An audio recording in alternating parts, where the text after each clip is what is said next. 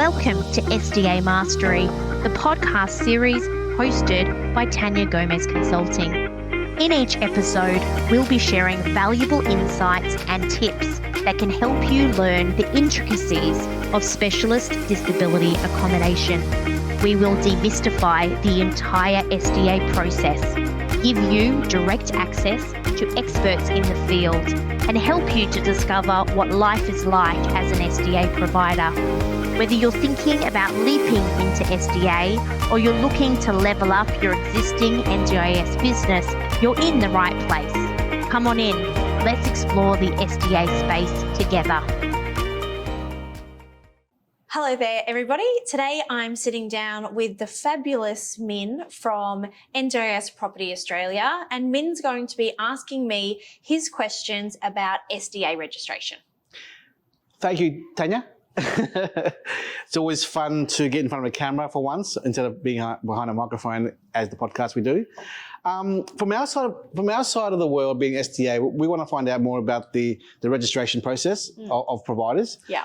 We have a few questions here for you, and you don't mind me asking. How does someone become an SDA provider? Yeah. So to be an SDA provider, the NDIS commission process is that you need to create what's called a PRODA account, and PRODA stands for Provider Digital Access. It's kind of like a MyGov account. You create that with service or with the Australian federal government. And once you've got access to PRODA, you can go to the NDIS Commission's website, click on the application tab, and it takes you via PRODA into an application portal. And as part of that application process, you fill out self-assessment answers, you select your registration groups, you answer some fit and proper person questions like have you been bankrupt, etc. And when you've filled out all of that application, you submit your application.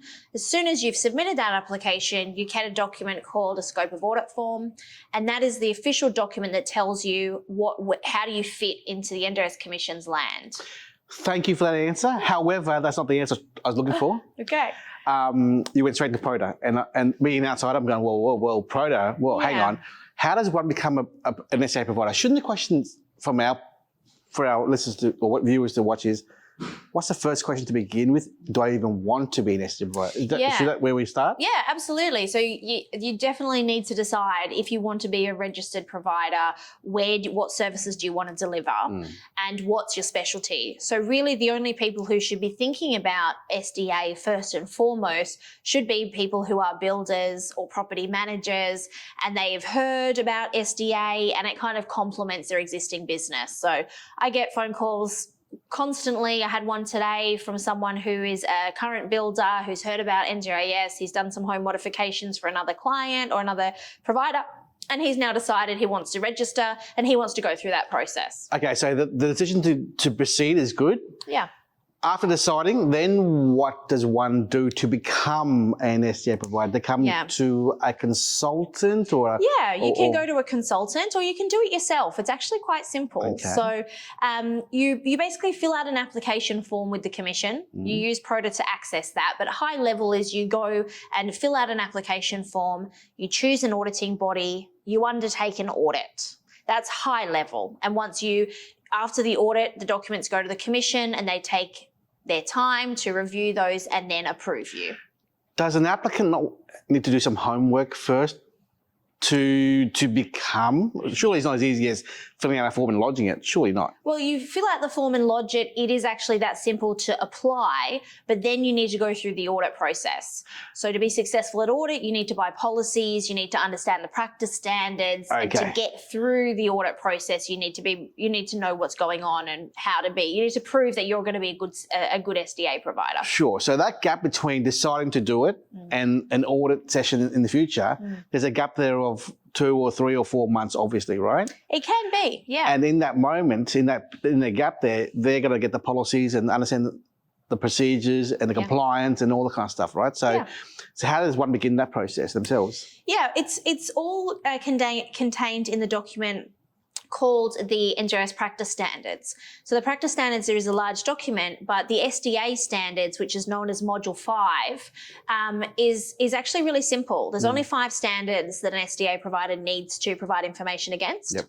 A SIL provider or a core supports provider would have to prove against 24 standards. So it's a really tiny amount of standards. And they're things like, I might not be able to list all 5, but it's things like rights and responsibilities, tenancy management, conflict of interest, and I can't remember the other 2, but you see that it's about things that an SDA provider or even a builder would be familiar with. Yes, gotcha. So the rights and responsibilities is participant focused. So you need to understand that and also understand the rules. So to get assessed against that, you need to understand what the practice standards require of you and be able to provide evidence and speak to what your practice will be as to the auditor. Gotcha. My next question is, what is the audit process for an SDA provider? Yeah, so for an SDA provider, they have 2 audits. They have a stage 1 audit and then a stage 2 audit and then a recertification audit. So your first audit will be a stage 1, and a stage 1 is basically a check of documents to make sure you're suitable to go to stage 2.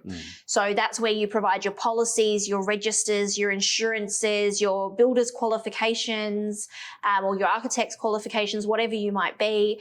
And the auditor will off-site in their own home review your documents and let you know if you're going to stage 2, or at this point you can't go ahead and you need to go and do some more work before you can go forwards. Gotcha. Once you finish stage 1, you get a minimum of 10 days and a maximum of 90 days to do your stage 2. And your stage 2 is an on-site audit where they'll sit down with you and ask you questions, interview you, your staff, and if you have participants, your participants, and talk to them about how you are actively working or plan to work as an SDA provider. You'll then receive registration, or your auditor will send you a report if you've passed. You'll then go, the auditor will then submit the paperwork to the NDIS Commission, and you'll wait about 12 months to receive that okay from the Commission. And then you're registered. The next point is 3 years later, you go through that whole process again with your stage 1 and your stage 2 audit. So that's the audit cycle? Yeah, the audit cycle is 3 years, but it's only 3 years if you only do SDA. So if you only do the registration group SDA, if you add home modifications or SIL, you get an 18-month audit cycle. And instead of being assessed against 5 standards, you're assessed against 24 standards. So it's a much bigger process if you even add just home modifications. Gotcha. So what's the time frame to register then? Yeah, so minimum 12 months, but more like 18 months. 18 months from when you start or when you lodge? Yeah, so 18 months from when you submit your application, go through the audit cycle and receive your certificate of registration. But it takes about 9 to 12 months just to receive your certificate after audit. It can take much longer if you take a lot of time to develop your policies, get ready for your audit. From when you put your application, there's no deadline that you need to be finished by. So that process could take years. Yep. Is there a high failure rate in audits? There's no data that's released, so it's hard to know. Well, from your experience? Yeah, from my experience, I personally, and the auditors that I know, we like to be really tough at stage 1. And if you have what it takes, we're really brutal at stage 1, well, at least, I'll speak for myself, is I'm tough at stage 1 so that you can do the homework needed before stage 2, and you've got 90 days to improve. Yep. If I'm lax at stage 1 because I'm busy and I'm trying to do other things, or I'm not focusing on it because it's at home, I could do it at any time. If I'm being a bit lazy about it and I don't pick things up, I'm not preparing the client or the potential provider well, and they get to stage 2 and they ultimately will fail at stage 2, where if I'm stringent up front, I pull out the issues, I'd say these things need to be better, I give them 90 days to go back and fix it, then the stage 2 runs smoothly, and generally there is quite a high proportion that pass. Gotcha. At your first audit's obviously much easier because it's hypothetical. I will do this. I will do this when I have participants. your next audit is 10 times harder because you've been operating for 3 years, and it's not, I will, it's show me what you have been doing. So at the 3-year mark, it's not, I want to read your policies anymore. It's show me the evidence you've met your policies. You said you were doing an internal audit every 12 months. It's been 3 years. Show me 3 of those being completed. You said that you were going to review your service agreements or your tenancy agreements every 12 months. Show me history of that. So it's a very different conversation when you are an actively running provider than your first audit experience. So some people go through their first audit and like, oh, it's so easy, I don't need to worry about it. And they get to the next audit and they fail on everything. And that's a big disaster. So do auditors get audited by the NDIS? Not by the NDIS. The governing body for auditing bodies is actually a regulator called JAS-ANS, which stands for Joint Accreditation Scheme Australia-New Zealand. And so the approved quality auditing bodies, they have to be what they call a certifying body with JAS-ANS first, and then they can apply to register under the scheme. And so then the commission also reviews them and decides if they're okay. But all the rules they meet are actually JAS-ANS standards. Gotcha. My last question to you, Tania, is can one be an unregistered SDA provider? No, not for SDA. Why not? It's against the rules. We have unregistered SIL providers. So there's 36 registration groups, and there's only 2 that require you to be a registered provider in the law, and that is behaviour supports, Module 2 and 2A being the most complex area of the NDIS. I think more complex than SDA because you're dealing with challenging psychosocial disabilities with potentially restrictive practices in place, and we want to make sure that we're eliminating and minimising restrictive practices. And the second area is specialist disability accommodation. And I think that's absolutely required, because could you imagine if you just had anyone who's not a builder, an architect, who had no idea about building codes? It's hard enough for SDA providers with building experience to understand what needs to happen, let alone just Joe Bloggs off the street coming in and deciding he's going to build a house for a person with disability. So it's interesting. I think that SIL providers should all be registered.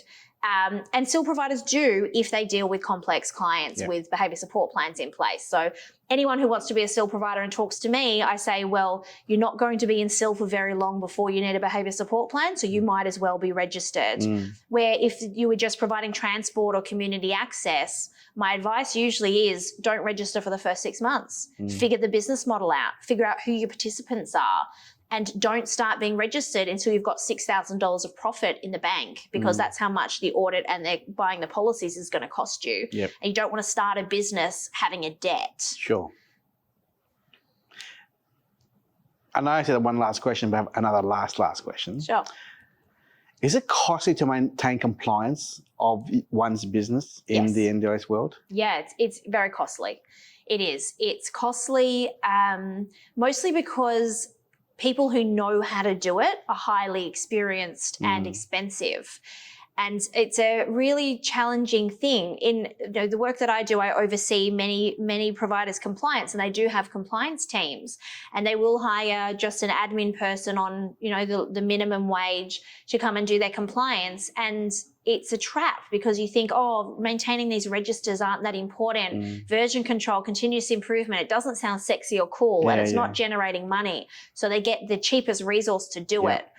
And I can't tell you how many times that cheaper resource, especially if there's no one else in the business that knows what the level is supposed to be, they can create so much chaos. And there's a huge turnover in that person because they don't have the skills, the capability, the experience to be doing those things. And then I do an internal audit right before their real audit, and we're like, right, that person who's been in that role for the last 18 months hasn't done it enough. And now we have to spend 3 months of the whole team fixing the problems.